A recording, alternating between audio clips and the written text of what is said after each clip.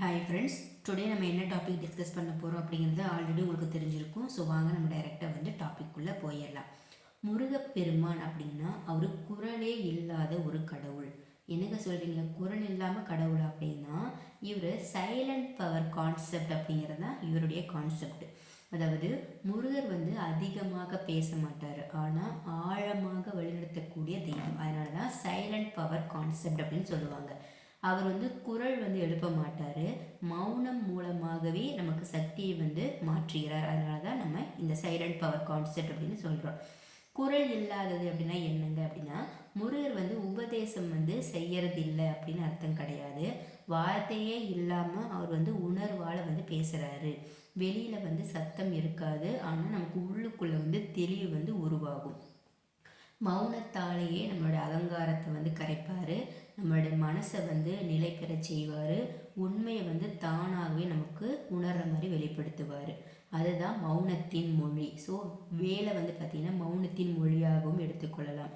முருகனுடைய வேல் கூட பார்த்திங்கன்னா பேசாது, ஆனால் அந்த வேல் அறியாமையை கிழிக்கும், சந்தேகத்தை உடைக்கும், உங்களுடைய உள்ளுக்குள் இருக்கக்கூடிய இருளை நீக்கும். வேல் அப்படின்னாலே ஒற்றை எண்ணம் தான், நேர்மை, மௌன சக்தி. ஸோ இதுதான் வேலினுடைய மிகப்பெரிய சக்தி. முருகனுடைய தியானம் அப்படின்னா, முருகனை உணரணும் அப்படின்னா ஜபம் குறைவாக செய்யணும், தியானம் அதிகமாக செய்யணும். அவர் என்ன கேட்கிறாய் அப்படின்னு கேட்கவே மாட்டார். உள்ளுக்குள்ளேயே நீ பார்த்தாயா அப்படின்னு சொல்லி ஒரு சில விஷயங்களை உணர வைப்பார். அதனால தான் நிறைய பேர் தியானத்தில், கனவுல, வாழ்க்கை மாற்றங்களில் முருகனை அனுபவிக்கிறாங்க அப்படிங்கிறது எல்லாருக்கும் தெரியும். ஏன் குரல் இல்லாத கடவுள் இந்த காலத்தில் முக்கியம் அப்படிங்கிற கேள்விக்கு பதில் ஏன்னா இது கலியுகம். ஸோ கலியுகத்தில் சத்தம் அதிகமாக இருக்கும், கருத்து மோதல்களும் அதிகமாக இருக்கும், உண்மை மறைந்து கிடக்கும். அதனால தான் இதை கலியுகம் அப்படின்னு சொல்கிறாங்க. முருகர் என்ன சொல்கிறாருன்னா, சத்தத்தில் உண்மை இல்லை, மௌனத்தில் தான் உண்மை பிறக்கும் அப்படின்னு சொல்கிறாரு. அது சரிங்க, மௌன சக்தி எப்படி செயல்படும் அப்படின்னா, பொய் பேசாமல் இருந்தால் மௌன சக்தி செயல்படும். தேவையில்லாத வாதங்களை விட்டுட்டோம் அப்படின்னா மௌன சக்தி வேலை செய்யும். உள்ளே நேர்மையாக இருந்தால் மௌன சக்தி வேலை செய்யும். ஸோ முருகப்பெருமான் இந்த மாதிரி சூழ்நிலைகளை மாற்றுவார். மனிதர்களை அல்ல, உங்களுடைய புரிதல்களை மாற்றுவார் அப்படிங்கிறத நீங்கள் நல்லா புரிஞ்சுக்கணும். முருகனை உணரக்கூடிய 5 மௌன வழிகளும் இருக்கின்றது. அது என்ன 5 மௌன வழிகள் அப்படின்னா, ஃபஸ்ட்டு டெய்லியும் 5 நிமிஷம் மௌனமாக உட்காரணும். 2வது வேல் அப்படிங்கிறத மனசுக்குள்ளே மட்டும் நீங்கள் சொல்லணும். 3வதாக கோபத்தில் பதில் சொல்லாமல் இருக்கணும். 4வதாக உண்மை தெரிந்ததும் அமைதியாக நடந்துக்கணும்.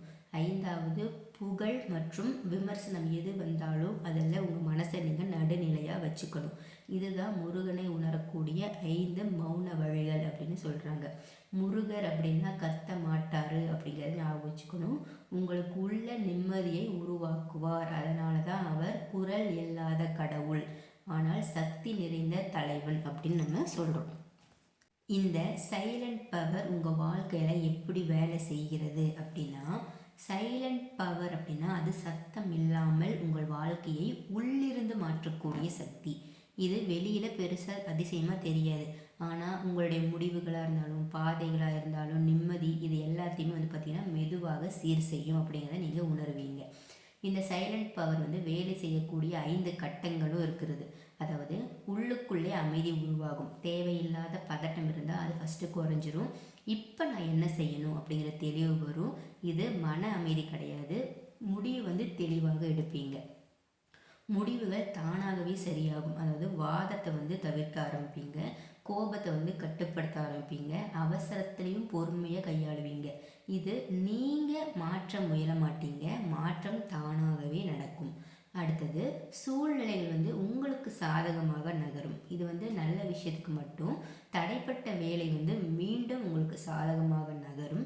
சரியான மனிதர்கள் சரியான நேரத்தில் சந்திப்பாங்க, தேவையில்லாதவர்கள் தானாகவே விலகிடுவாங்க. இது அதிர்ஷ்டம் இல்லை, உங்களுடைய உள் ஒழுங்கு வெளியில் பிரதிபலிக்குது அப்படின்னு அர்த்தம். பேசாமல் இருந்தால் கூட உங்களுடைய மதிப்பு உயர ஆரம்பிக்கும். குறைவாக பேசுவீங்க, ஆனால் கவனம் உங்கள் மேலே, அட்டென்ஷன் உங்கள் மேலே தான் இருக்கும். விளக்கம் இல்லாமலே நம்பிக்கை வரும். அமைதி, ஆழம் அப்படிங்கிறது உங்களுக்கு நல்லா உணர ஆரம்பிப்பீங்க. ஸோ இதுதான் சைலண்ட் பவருடைய வெளிப்படை விளைவு என்னென்னா மரியாதை அப்படின்னு அர்த்தம். வாழ்க்கை நோக்கம் தெளிவாயிடும். ஸோ நான் யார், எதுக்காக இதை செய்கிறேன், எதை விட்டுறணும், இந்த மாதிரி கேள்விகளுக்கெல்லாம் பதில் வெளியே இருந்து வராது, உங்களுக்கு உள்ளே இருந்தே வர ஆரம்பிக்கும். ஸோ சைலண்ட் பவர் தினமும் பார்த்திங்கன்னா செயல்படுவதற்கு 5 நடைமுறைகள் என்னென்னா, பதில் சொல்கிறதுக்கு முன்னாடி ஒரு 10 வினாடி மௌனமாக இருங்க. தினமும் 5 நிமிஷம் மனசுக்குள்ளே வேலை நினைங்க. உங்கள் உண்மையை நிரூபிக்க முயற்சிக்காதீங்க.